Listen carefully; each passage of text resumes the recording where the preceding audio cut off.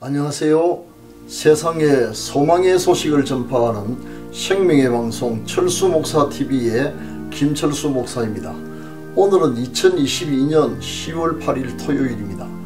오늘 또 여러분의 발걸음이 닿는 곳마다 하나님께서 복 주시고 손으로 갱년하는 일마다 형통하게 하시며 모든 기도에 응답해 주셔서 올해가 여러분의 생애의 최고의 해가 되게 해주시기를 축원합니다. 다같이 사도신경을 암송함으로 새벽기도회를 시작하겠습니다. 전능하사 천지를 만드신 하나님 아버지를 내가 미사오며 그 외아들 우리 주 예수 그리스도를 미사오니 이는 성령으로 잉태하사 동정녀 마리아에게 나시고 본디오 빌라도에게 고난을 받으사 십자가에 못 박혀 죽으시고 장사한 지 사흘 만에 죽은 자 가운데서 다시 살아나시며 하늘에 오르사 전능하신 하나님 우편에 앉아 계시다가 저리로서 산자와 죽은 자를 심판하러 오시리라. 성령을 미사오며 거룩한 공예와 성도가 서로 교통하는 것과 죄를 사하여 주시는 것과 몸이 다시 사는 것과 영원히 사는 것을 미사옵나이다. 아멘. 찬송가 70장 피난처 있으니를 같이 부르겠습니다.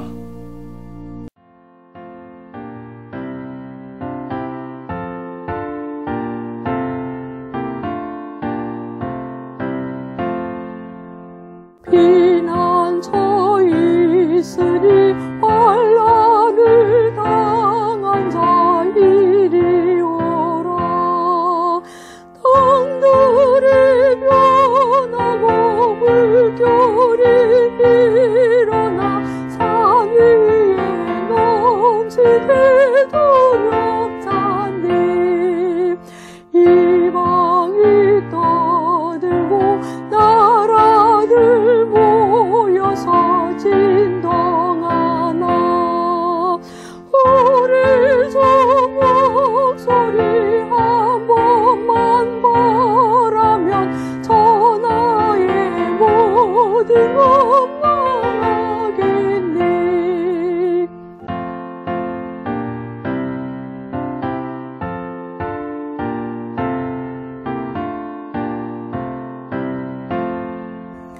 만유주 하나님 우리를 도우니 피난처여. 세상의 난리를 그치게 하시니 세상에 창검이 슬기옵니. 높으신 하나님 우리를 구하니 할렐루야. 괴로움이 심하고 환난이 극하나 피난처 되시는 주 하나님. 오늘의 말씀은 마태복음 24장 13절입니다. 다같이 큰 소리로 읽겠습니다.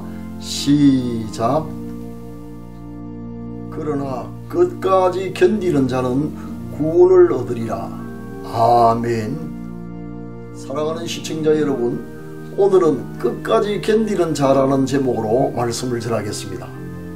여러분은 판단하거나 결정하기가 어려운 일을 만날 때 어떻게 그 문제를 해결하십니까? 저는 그런 경우 하나님께 당면한 일을 말씀드리고 응답을 기다립니다.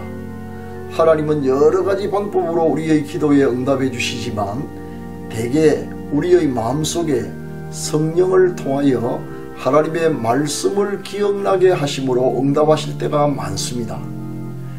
그래서 저는 끊임없이 기도하면서 선입견을 버리고 하나님께 마음을 집중하며 응답을 기다립니다.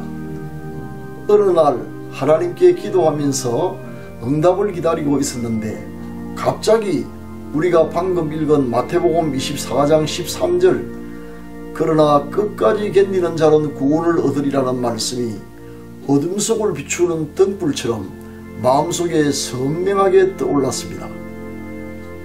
그런데 신기하게도 그 말씀은 제가 고심하고 있던 문제에 대한 정확한 답이었습니다.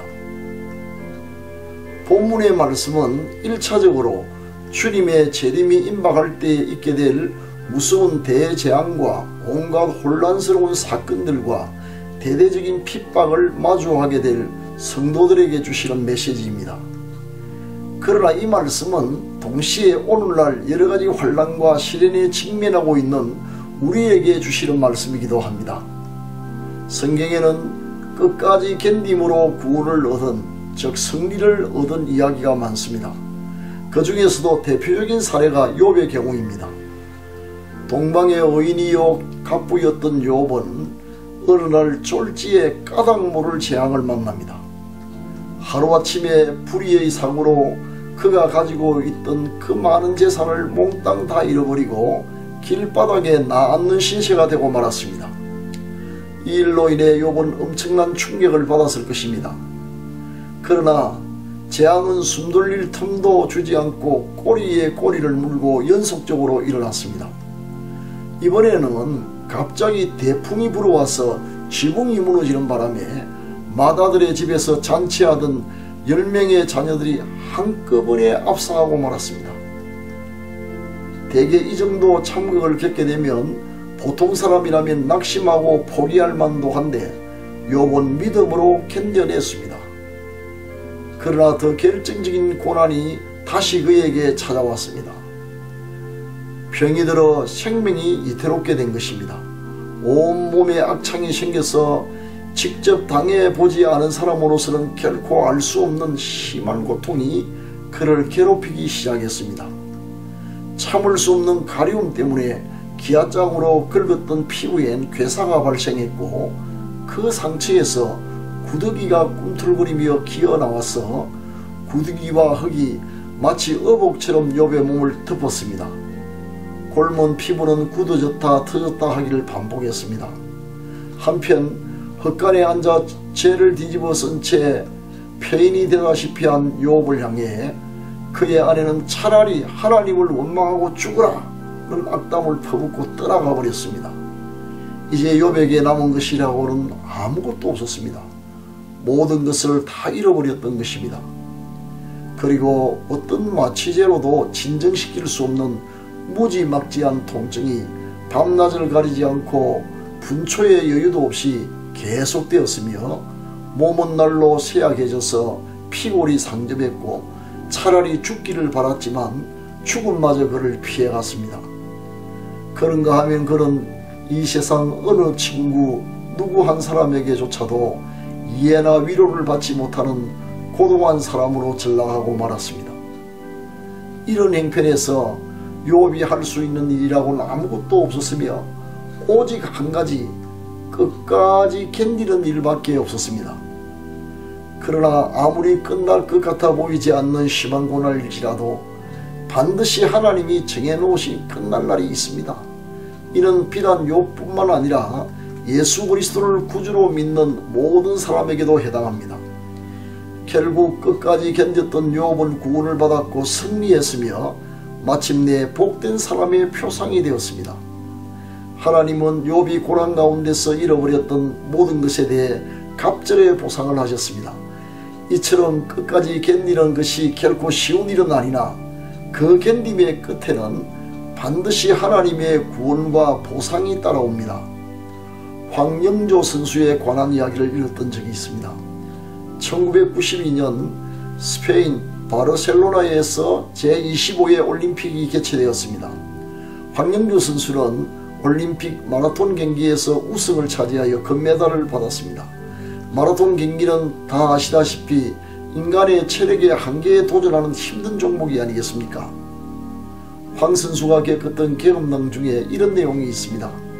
경기의 막바지에 몬주익 언덕을 달리다가 도저히 더 견딜 수가 없는 체력의 한계에 도달하고 말았습니다. 너무 숨이 가쁘고 호흡하기가 힘들어서 순간적으로 이럴 바에야 차라리 달리는 큰 트럭 바퀴 밑으로 뛰어들어가 죽어버렸으면 좋겠다는 충동이 일어났다고 합니다. 그런데 바로 그 절박한 순간 바닷속에서 자맥질을 하고 있을 해녀인 어머니의 모습이 갑자기 눈앞에 떠오르더랍니다. 가족을 부양하려고 깊은 바닷속에서 긴 시간 숨도 쉬지 못하며 일하고 있을 어머니를 생각하니 그래도 두 코로 숨을 쉴 수 있는 자신이 훨씬 더 낫다는 생각이 들어 이에 나도 해낼 수 있다는 각오로 이를 악물고 고린 지점까지 달렸다는 것입니다. 모든 위대한 일의 성취는 이처럼 끝까지 견디는 자에게만 주어집니다. 하물며 우리 믿음의 사람들이 끝까지 견디지 않고서야 어떤 작은 성취라도 이룰 수가 있겠습니까? 그러므로 심한 박해 가운데서나 선을 행하다가 낙심할 만한 일을 만날 때나 하나님의 말씀으로 인하여 가정과 직장에서 어려움을 당할 때나 섬기는 봉사의 일을 할 때나 기도의 응답을 기다릴 때나 이해하지 못할 고난이 찾아오거나 온갖 시련과 악조건 가운데서도 절대로 낙심하거나 포기하지 말고 끝까지 인내하면서 견디면 반드시 하나님의 구원과 승리를 쟁취하게 될 것입니다.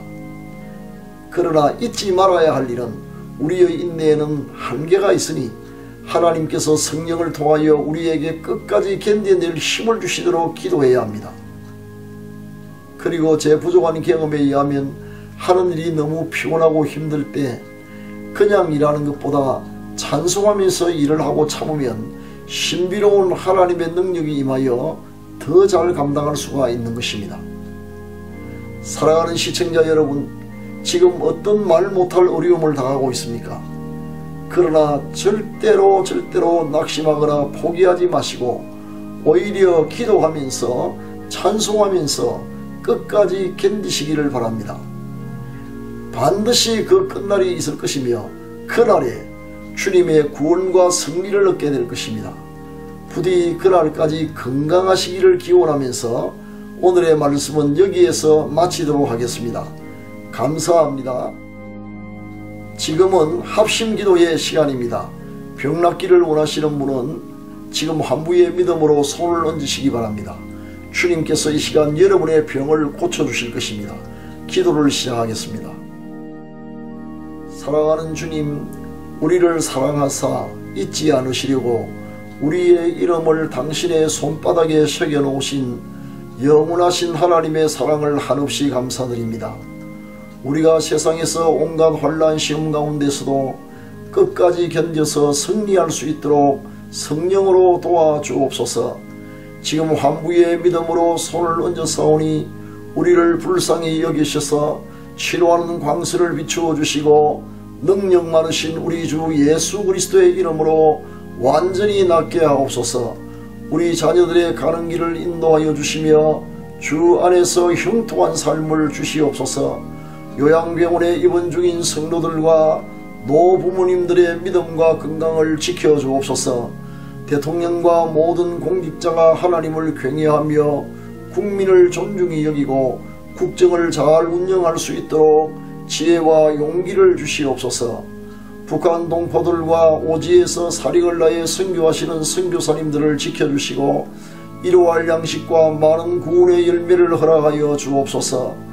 특별히 전란에 휩싸인 우크라이나에 평화를 주시며 교회와 성도들의 안전을 지켜주옵소서. 북한 지하교회와 인도, 파키스탄과 터키와 모슬림 국가에서 핍박당하고 있는 성도들을 지켜주시고 일용할 양식과 안전한 도피처와 신앙의 자유를 속히 허락하여 주옵소서. 국토방위에 여념이 없는 국군 장병들을 지켜주옵시고 군복음화 운동에 많은 열매가 맺히게 하옵소서. 오늘 또 우리의 발걸음이 닿는 곳마다 복 주시고 손으로 경영하는 일마다 형통하게 하셔서 올해가 하나님께 영광을 돌리는 생애 최고의 해가 되게 하여 주옵소서. 우리 구주 예수 그리스도의 이름으로 기도합니다. 아멘. 지금은 개인기도의 시간입니다. 세 가지 기도 제목을 드리겠습니다.